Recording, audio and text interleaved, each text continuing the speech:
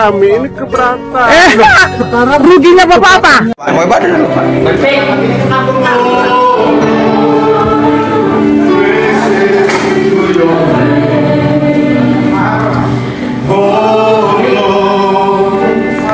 Terjadi lagi dan terjadi lagi dan terjadi lagi pembubaran ibadah gereja di Lampung. Banyaknya kasus pelanggaran kebebasan beragama dan beribadah di Indonesia menjadi sorotan dunia. Bahkan, hasil survei Pew Research menyatakan, Indonesia jadi salah satu negara terburuk di dunia dalam kebebasan beragama dan berkeyakinan. Apa salahnya orang beribadah? Padahal beribadah itu adalah hak warga bangsa yang dijamin oleh konstitusi. Saya nggak ngerti. Ini kan sekali lagi buah dari SKB 2 Menteri.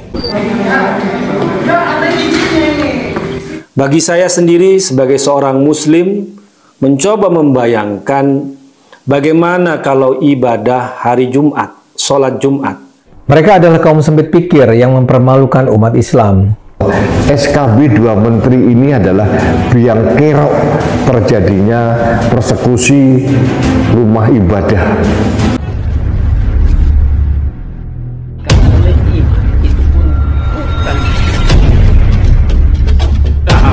Tetapi semua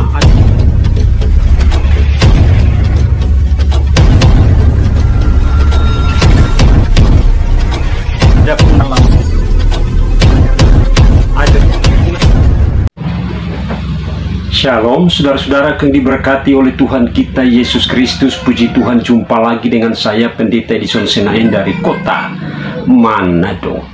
Saudara yang diberkati Tuhan, Indonesia adalah negara kesatuan yang berbentuk republik dan berdasarkan Pancasila dan Undang-Undang Dasar 1945. Perlu kita ketahui bahwa Pancasila dan Undang-Undang Dasar 1945 itu adalah sumber dari segala sumber hukum yang ada di Indonesia, dan ini adalah merupakan konstitusi negara, saudara-saudara, dan di dalamnya sudah mengatur tentang kebebasan menjalankan ibadah sesuai dengan agama dan kepercayaan masing-masing, sebagaimana tertuang di dalam Undang-Undang Dasar 1945 pasal 29 ayat 2, bahwa negara menjamin kemerdekaan tiap-tiap penduduk untuk memeluk agamanya masing-masing dan untuk beribadah menurut agamanya dan kepercayaannya itu, saudara-saudaraku. Tetapi di negara Indonesia ini ada kelompok-kelompok tertentu, saudara-saudaraku, yang merasa sangat berkuasa sehingga melakukan berbagai macam tindakan intoleransi terhadap umat agama lain, ya. Dan hal ini yang akan saya bahas, saudara-saudaraku. Namun sebelum saya lanjutkan, marilah kita ikuti ulasan berikut ini.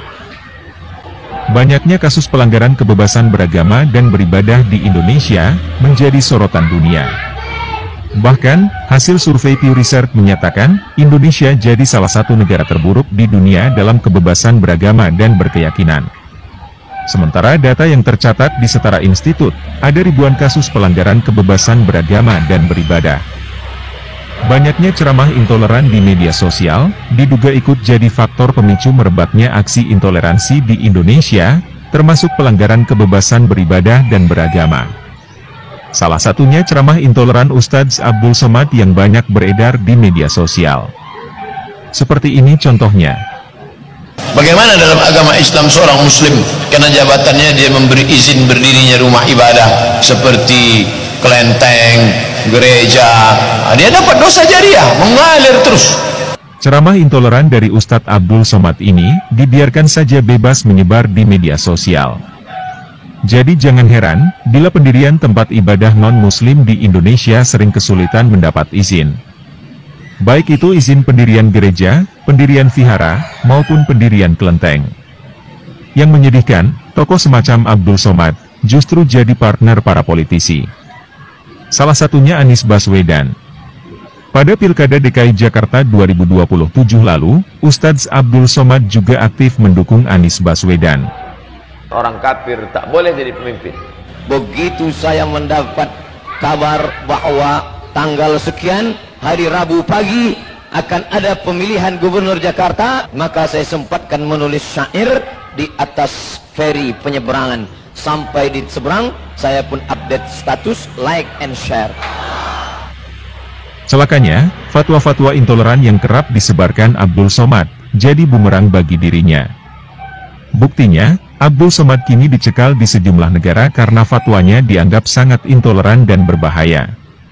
Negara yang mencekal Abdul Somad antara lain adalah Belanda, Swiss, Timor Leste, Jerman, Inggris, Hong Kong, dan Singapura. Pendapat saya mensupport orang-orang politik. Orang yang beragama Kristen itu punya hak sama dengan orang yang beragama Islam. Semuanya dijamin konstitusi. Nah, pertanyaan saya dari Polresta, dari Kodim, dari Dan Ramil, dari Camat, dari Bais, ngerti nggak konstitusi? Masa hanya peraturan dari FKUB, Forum Komunikasi Umat Beragama, mengalahkan konstitusi? Ini kan aneh. Kasihan loh sahabat-sahabat saya yang minoritas. Saya berulang kali mengatakan bahwa SKB 2 Menteri ini adalah biang kerok terjadinya persekusi rumah ibadah.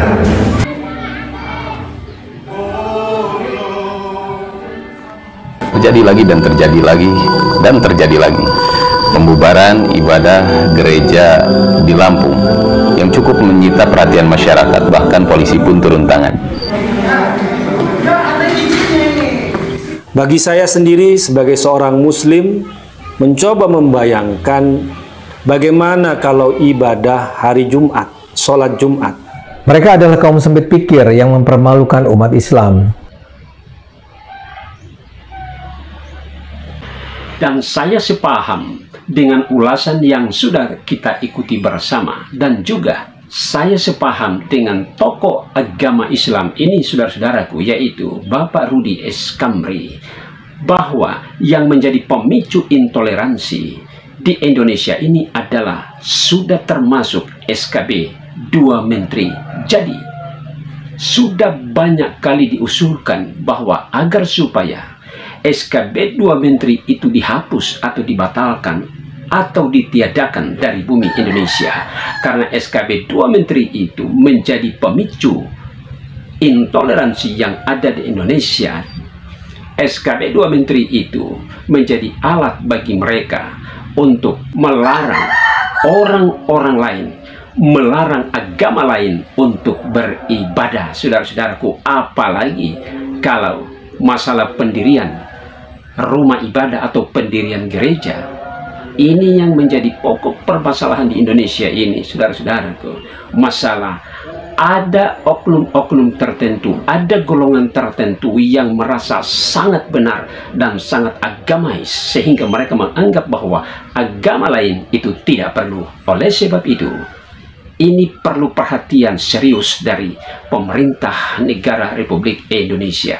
Ini tidak boleh dianggap sepele, karena ini sangat berpotensi untuk memicu permasalahan di tengah-tengah masyarakat. Semoga pemerintah yang sedang berkuasa akan mengambil sikap tegas, saudara-saudaraku, untuk menyikapi berbagai usulan masyarakat mengenai SKB 2 Menteri ini.